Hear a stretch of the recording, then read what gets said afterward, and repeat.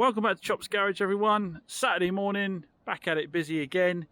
Stayed late last night, marathon cleaning session on the Mazda 2. Some of you have seen that on Instagram. If you don't follow me on Instagram, get on there now, because you can get more regular updates via that. Also on TikTok as well now, by the way, if you want little video clips of what's going on. Maxing out all the social media, everyone. So yeah, stayed late, gave the Mazda a really good cleaning. See all the plastics were treated. Now if you remember, this is the one we got from British car auctions that was already really clean, but clean and retail standard clean are two different things. So it's had a wet clean of the seats, it's had plastic treatment on everything, alloy wheels have had an acid clean and a clean down, tyre dressing on, bodywork has had a wash, and then it's had tar remover because it had lots of black spots up the side of it where it picked up tar from driving along the roads, and then it's had a sealant. And as you can see, she looks fantastic. So what happens with all the cars at this point is I get photos while the sun's out. So I've done loads and loads of photos, both sides, try and get nothing in the background.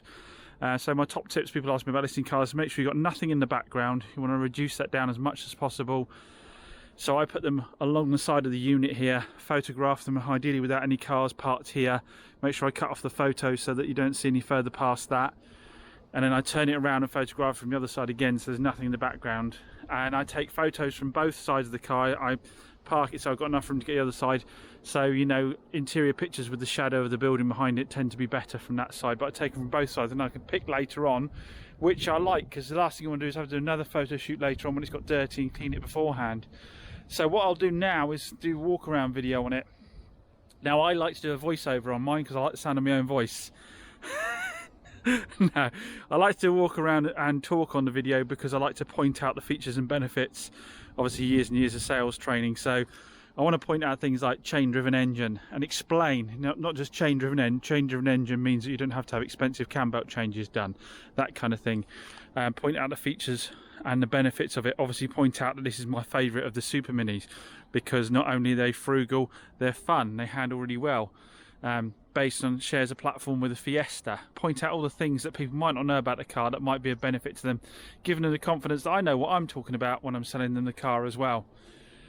And I will also do a panel by panel review of it as well, so if someone wants to distance purchase they get a really good idea.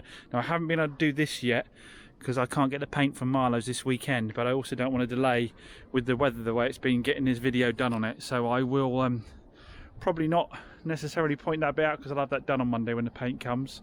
So it's true to say that you know, it's not being dodgy because obviously I'm going to get it done before the car goes out for retail, so no point pointing out a blemish I'm going to fix.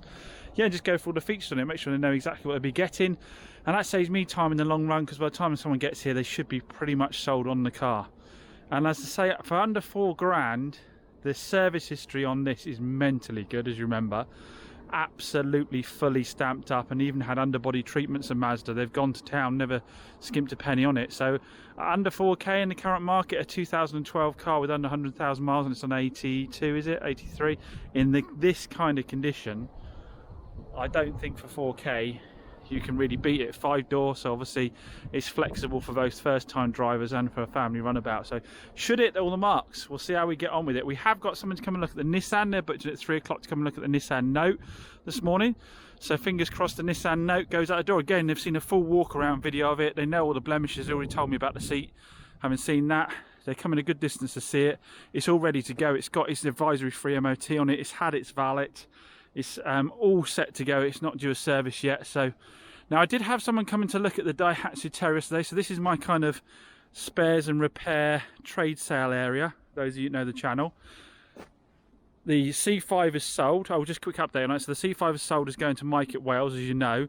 The little Hyundai i10 I got in has sold, trade to trade. So in and out within 24 hours, in and out within 24 hours, also in and out within 24 hours. The Igo, 2019 Igo, we bought from the main dealers with 4,000 miles on. That has also gone to a subscriber. I'm going to check with the subscribers afterwards, give them a shout out afterwards, because I didn't check with them if they wanted a shout out or not. So I'll not do that now, and I'll do it later if people want it. So we got this from the main dealers. Again, perfect piece of stock, 4,000 miles from new. The subscriber rang up the local Toyota dealership who confirmed they've got 2 services on the book for it already, but it is due its third. It's the he also informed me to check, and I did check. Luckily this is a later one, so it has the reversing camera and a touchscreen with the iPlay on it as well. So we didn't do a walk around video of this again because I don't really know if the trader, the subscriber, wants me to, so I'm not going to go around in massive detail. All I can say is that mega low miles, 1 owner, 2 services.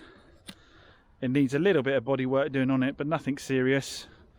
And I know he's having that professionally done.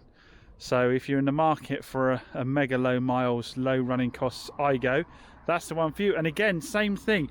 Wouldn't have been ready for a month. My guy that you know, for the level of body work on this, I wanted it done by a professional 2019. He was booked up for 3 weeks. So I'd have been sitting on this for over a month by the time everything was done, sorting out parts, this, that and the other. Again, by the time you paid him to do the paint, by the time you paid out, you're going to have to do a 12-month warranty on this, really. So you're talking a couple £100 on that. You're talking, you know, realistic. I think it needs a new headlight because it's got a market I'm not sure you can get out of it. By the time you add all those things in, time-wise, again, this was in and out within 24 hours. I think I've done the right thing for me. I'm sure a lot of you will disagree, but... Right, so the Terios... Oh, what a little pain in the bum this is. We covered this before. So this is the Terios I got from the main dealer. As I said before, I buy everything from the main dealer. It's easy for him, it's easy for me. I just keep what I want to keep, trade out what I don't, and make sure I get them at a price where I can still do all right on it. So the little Terios I bought from the main dealer as a Part X. I got cheap. We tarted up a little bit of the bodywork on it just to make it look a bit smarter because it was scraped. But when we took it for a drive, 5th gear was bad. Now again, someone could say, oh, you know, you should have tested this, that and the other. You wouldn't get a chance to go into 5th gear at auction, guys, so let's be realistic about it. I did take it for a drive, but I took it around town. I didn't get it into 5th, so it's just one of those things. But I was told it would have problems. I was told it was banged up, so I got it cheap, so it's not the end of the world. So I put it up cheap. Book on this, 3,500 retail, so fully warranted, new MOT, 3,500. It has an MOT till February next year, I think. So I put it up on Facebook for £1,700 with a known fault that it has a noise in 5th gear, which is a bearing noise. It's a low hum, basically, when you're in 5th gear. Now, personally, drive it as it is. Wait till it breaks, then put a gearbox in it. Gearbox about £600. You want to put a clutch in at the same time. If you're having somebody else do it, you might be in for £1,000. If you do it yourself, obviously cheaper. You'll still be well under the retail book for it. But I listed the known fault. I did the right thing. I listed the known fault on it and put it up spares and repair on Facebook. Total bunch of time wasters. I've gone through some of those with you earlier, haven't I? But today's one, not really a time waster. I'm not going to call the guy a time waster because actually, to be fair, it was really good. When he questioned me about it, he had actually read the description, which 99% of people hadn't. He didn't ask me what was wrong and what needed to be fixed because it was in the description. So fair play. And he rang in advance. He asked me a few more questions about it. And he booked in a viewing for it today at 3 o'clock.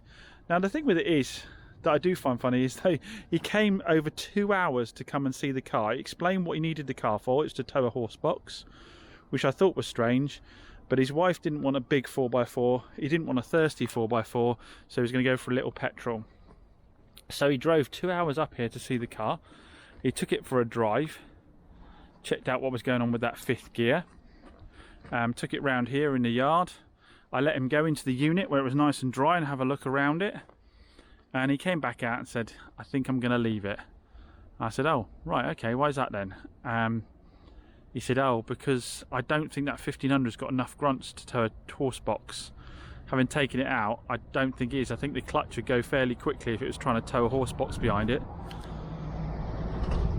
Well, at the end of the day, that's fair enough. I've got no problem with that at all. I just wondered why you would drive 2 hours to see a car for £1,500 with current fuel prices and then leave it because you don't think it's powerful enough to tow a horse box, which is something you could have confirmed before you drove a 4-hour round trip to come and look at it. But as we always say, and you know, everybody will jump in the comments, anyone who's a car dealer will know, and some of you private sellers will know as well, the cheaper the car, the more problematic.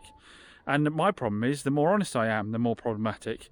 What people would love to believe is that a dealer would sell this car and not say anything about 5th gear, wait until somebody noticed it, put some thicker oil in it, or even worse, to try and quiet it down, say nothing about it, and let them on their merry way and let them find out for themselves, and still try and sell it for decent money. I've put it for well under half retail price.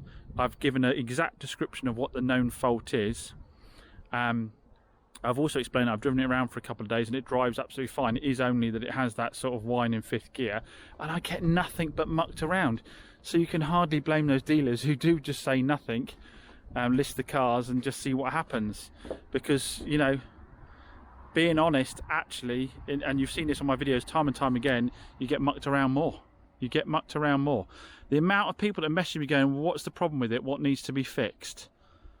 I said, if I don't take it without taking it apart, I'm not going to know, am I? I don't want to come all the way up there and find there's a problem with it. But I've told you in the advert what the problem with it is. You haven't even read the advert. For Christ's sake. Absolutely madness. And then I had a chap pop up. I don't think I've covered this on the video. I had a chap pop up here randomly, no appointment, nothing, just turned up here, said, I want to come and look at the Terios. So I said, yeah, here you go, have a look over it. He had a good look over it, had a look round it, this, that and the other, ummed and ahed, and said, right, okay, I've got my Mitsubishi over there. My Mitsubishi, what did he have, a Colt? What will you do Part X on that? I said, the advert says no Part X, no payment plans. It's in the advert that you've read, that you've got the address from, which is the end of the advert, to come here. So you've read all of that. So obviously I didn't say it quite. I said, well, no, I can't do Part X. It's been sold spares or repair as per the advert. He said, oh, right, okay. Well, what's your best price on it? I said, well, what's your offer? I said, it's up at $16.95. He said, yeah, but you know what you can let the car go for. What's your best price? And I said, but my price is $16.95. I've given you my price, so now you need to give me your price. What do you want to pay for it? I'll have a think about it and I'll come back to you. Absolutely nuts. Absolutely nuts. And it's not the only car I get it on. I'm having similar messages on the Volvo. Try and let the Volvo T5 go cheap. 3 grand as it is. We know it's a good car. You've seen the video of me driving around in it. You've offered it out at absolute dirt prices. I've clearly said £3,000 trade. You come pick it up, trade, or you can come pick up spares and repair, but you have to bring a trailer. Or it's 4.5, fully retailed with a warranty, because that's your trader recommended. And then you get messages going, how much for the car? How much for the car? Tell him how much. Oh, that's above my budget. But you saw that in the video. I gave you the price in the video. Anyway, it's Saturday. I'm on my own and I'm allowed to rant every now and then, guys. I do need to have a rant every now and then. You do in this game. It is outweighed by fantastic people. There are lots of lovely people. Let's see how we get on with the Nissan person today. They sound pretty serious. Again, they're driving a fair way to come and see it. They've seen a walk around video of it. They've seen an advert with a description. They've seen 20 odd photos. It's got the advisory free MOT done on it. He did say to me on the phone, he said, oh, before I come up, do I need to know, are there any faults with it? I said, well, it's got an advisory free MOT and I'm retailing the car with a warranty. I don't tend to send them out the door with a fault. At this point, I said, as far as I know at this point, there is no faults because I've just put it through an advisory free MOT. I put new new tyres all round on it. I've test driven it for a couple of days. And I'm putting a warranty on it. So if there is a problem with it, it's my problem, but there isn't currently.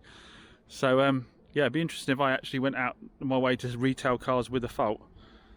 Anyway, let's get this walk around video done on this before it rains.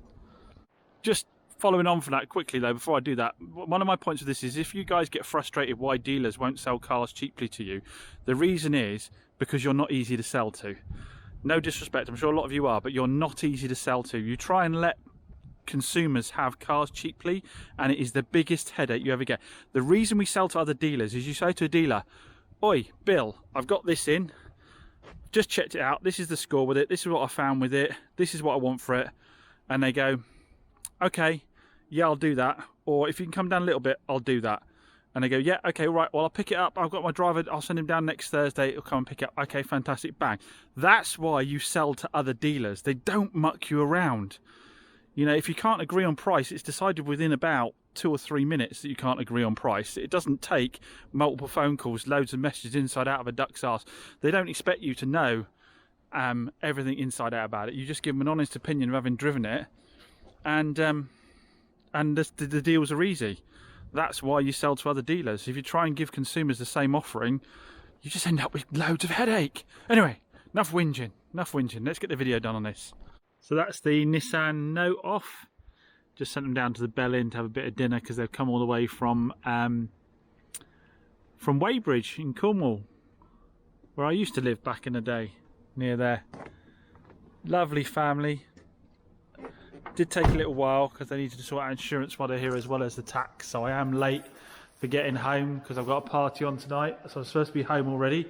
So we'll have to make it a swift end to the video because I need to get going. The trouble with a place like this is there's always one more thing to do before you leave, so I just need to get out of here now. So as always, thanks for watching, thanks for listening to my rants. I am going to take the Suzuki Swift home. She's looking good, isn't she? Because I just fancy a nice hoon in the sunshine. The MGB's had a run, this hasn't had a run for a bit, so let's go out and enjoy the Swift.